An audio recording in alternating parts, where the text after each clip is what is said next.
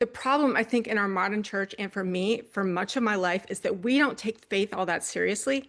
We have sort of watered it down a little bit, and we don't realize that, without faith, it is impossible to please God. And through this process, again, I did receive my healing, but as I started to study some of these lives of these healing generals, their lives proved the things that they discovered about the healing sacrifice of Jesus Christ and what it meant.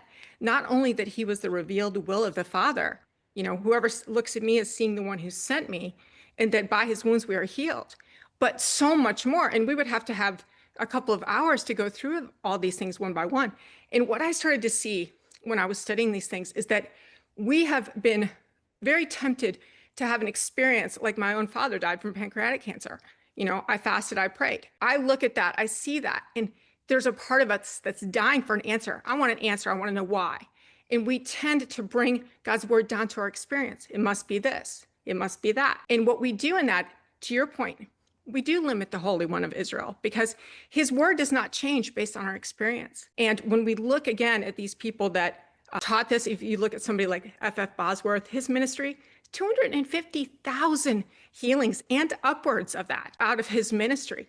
And he said, over and over again, faith begins where the will of God is known. And one of our big questions is we don't really believe, do we believe that God heals? And if we get stuck on that, we're stuck.